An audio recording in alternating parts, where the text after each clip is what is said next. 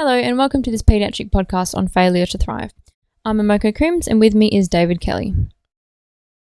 Hi there, we're both medical students from the University of Notre Dame in Fremantle, Western Australia.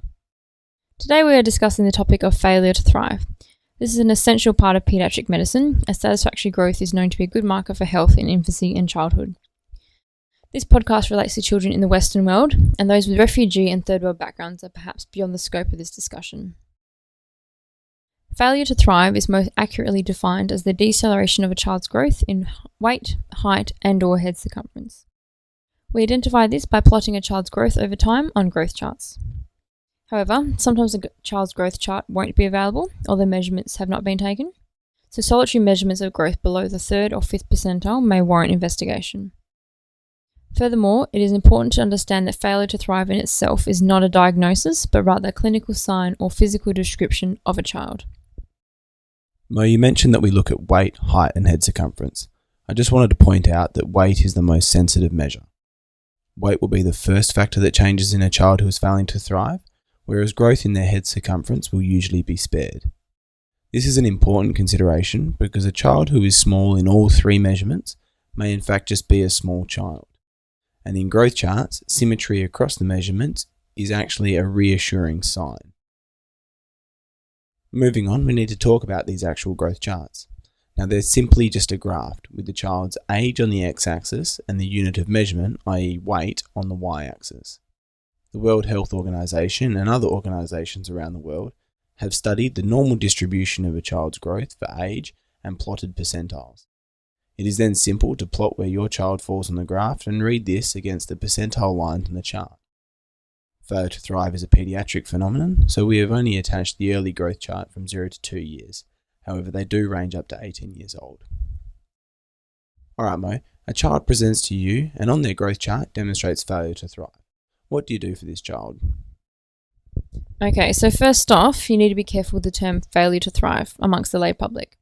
It can have negative connotations and some parents may feel that they have failed their children. It is a statistical definition and there are always going to be a small percentage of healthy children who meet this criteria, and there are some conditions that can in fact masquerade as failure to thrive. Okay, so for example, they could have genetic short stature. It's logical that short parents may have a genetically small child and vice versa. These small children will consistently follow a lower percentile. The children could have extreme prematurity. When corrected for gestation, however, their growth parameters usually fall in normal ranges. The child could have constitutional delay.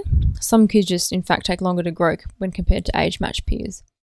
And then some kids could be experiencing catch-down growth. This is where a big baby at birth may cross down percentiles, then follow normal patterns. Okay, Dave, so why don't you take us through the different causes of failure to thrive? Alright, well failure to thrive used to be divided as either inorganic, so i.e. psychosocial causes, and organic, biological causes. However, recently there's been a move away from this division, and now textbooks will use various classifications, and the one that we've found most useful is to divide it into the following three. 1 is increased use of calories, 2 is the inefficient utilization of calories, and 3 is the decreased intake of calories. Now we'll discuss these in more detail later, but it's probably easiest if you just break down all the causes into these three groups. You'll find the list of potential differentials is huge, and failure to thrive is likely to be multifactorial, and that is that it's caused by a few different reasons. So, for example, a baby with gastroenteritis may begin by vomiting, which would be an inefficient use of calories. They may generate a fever, so have increased caloric usage. Then they may fail to feed due to anorexia, so they're going to have a decreased intake of calories. Having a sick baby can also stress out the parents, which can affect breastfeeding and so on and so forth. So you can see how one cause can in fact start a self-fulfilling cycle of multiple factors. When thinking of failure to thrive, it's common to think of worst-case scenario, the starving, malnourished and unloved child. Whilst we don't want to miss the case of child abuse or neglect, it's probably more clinically useful to put this at the back of your mind when first investigating failure to thrive and reserve this differential as a diagnosis of exclusion. So we'll talk about now the first group, and that's increased use of calories. And essentially these children have a raised basal metabolic rate. Their baseline caloric requirement is elevated, and this can happen with fever, infections, chronic diseases, or as the child recovers from trauma and or surgery. In these scenarios, the child is in a stress response and uses significantly more calories at rest. Whilst they are fighting or recovering, often the child won't or can't feed more, and therefore an imbalance occurs between intake and usage, and this will mean they'll lose weight and subsequently fail to thrive. Okay, so an inefficient use of calories. These children are receiving adequate food in terms of quantity and quality. However, for one reason or another, they fail to convert their oral intake into nutrition fit for growth. Celiac disease or short bowel syndrome are examples of how a child may fail to thrive and absorb nutrients from their gastrointestinal system. Also, conditions like glucose 6-phosphatase deficiency and diabetes are examples of where children aren't able to digest or store nutrients such as glucose. And of course, there's excessive vomiting and diarrhea. Alright. The third group is the decreased intake of calories, and for one reason or another, these children aren't eating enough nutritious food. And this can be because mum just does not know how to provide for the child. Mum may not be physically able to provide for the child. The babe themselves may not be able to feed, or even the sadder situation where mum may just not care for this child. Okay, so now I'll talk about workup. And the most important part of the workup, like in all medicine, is the history. Try and obtain the child's growth charts initially to identify growth patterns and when, in time, a fall in growth started. When taking a paediatric history, include questions about antenatal care, the labour and neonatal history. It's also important to know about the diet of this child to date. Then go through the usual systems review, asking the questions we ask of all patients that come through our doors. In kids, we're also interested in their development. We look at motor, social, speech and cognitive milestones. Finally, probe into the social circumstances in which this child lives. So hopefully from the history you should have narrowed down your list of differentials and then move on to examination. And the first rule of any examination is just to observe your patient.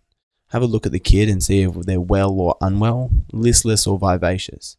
Do they have any obvious dysmorphic features suggestive of a particular syndrome?